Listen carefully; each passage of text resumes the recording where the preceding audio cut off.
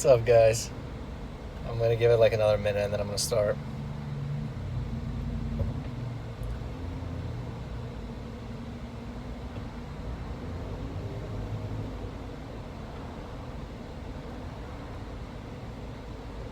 Can everyone hear me?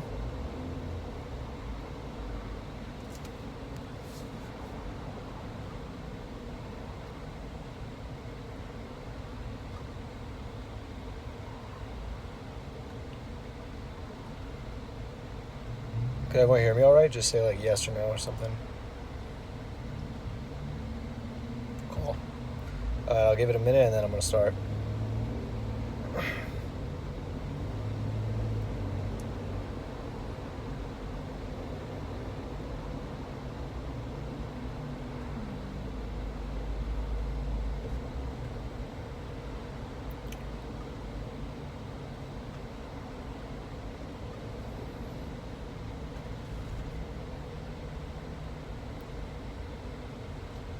All right, I'll just start anyway.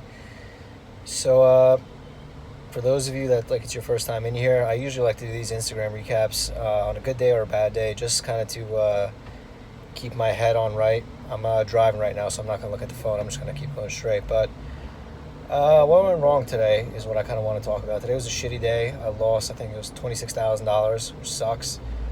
But it's all relative, like to that, someone makes that in a year. But thankfully, I'm fortunate enough that I average $5,000 to $10,000 a day. So it's only about a week of gains, maybe 2 weeks at most if I'm trading pretty shitty. But the reality is that what went wrong today is a lack of discipline. So let me start from the beginning. The number one thing I hate to do is I hate missed opportunity. I hate seeing opportunity and I hate not being able to capitalize on it, right?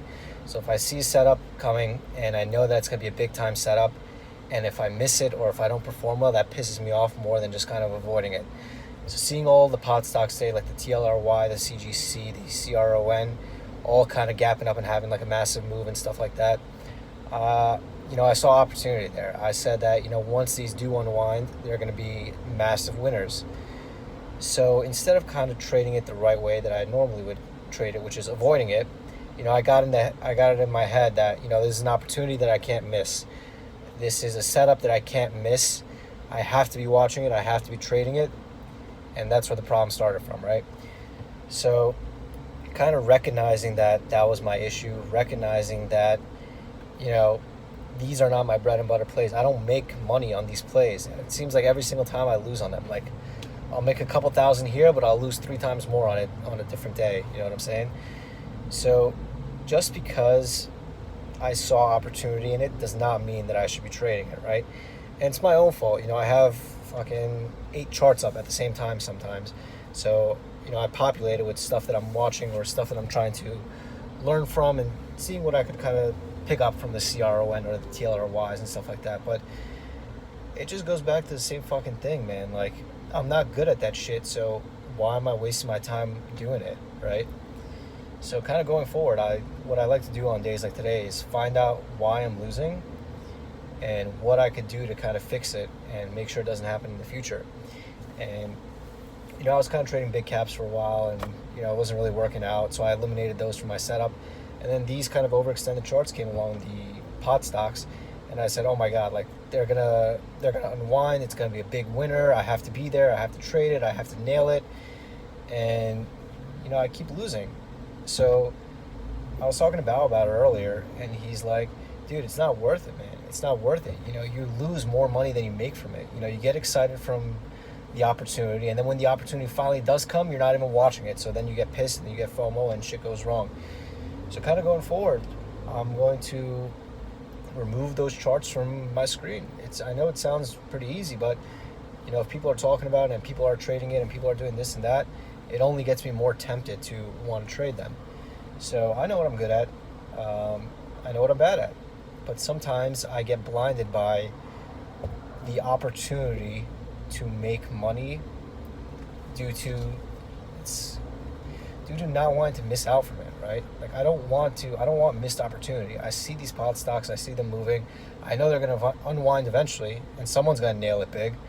But I get lost in my own thoughts and saying like that someone has to be me. And that's just enough. Like enough is enough, right? So it's FOMO, it's trading poor, it's not worth my time. Every time I say it to myself, if I eliminate those setups, I'm going to make so much more money every single year. I've kind of been controlling my losses a little bit, kind of keeping it to $20, $25, $30,000, which is a week or 2 weeks of work for me. So I'm not too worried there. I'm stopping outright. I'm doing what I should be doing.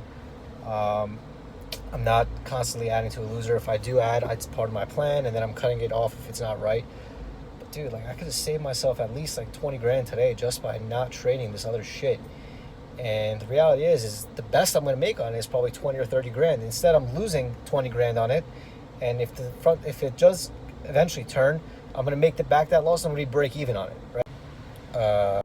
I'm going to be break even on it, right? So instead of kind of losing on it and losing on it and losing on it, I'm just going to take it away, man. I'm just going to avoid it. I'm going to take it away. I'm going to get rid of it. The only thing I should have been watching today is GERN and IGC.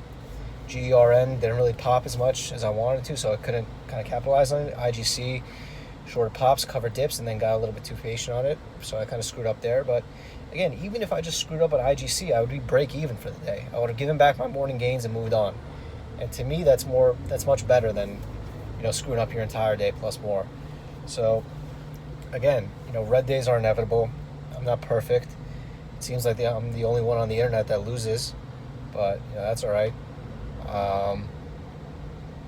So I'm going to just try to fix it, man. I'm going to try to fix it. On days like today, I go back to the root of my problems. I see what I did wrong, what I did right, and how I can improve from it. And it's just so simple. Just take the stocks off my screen.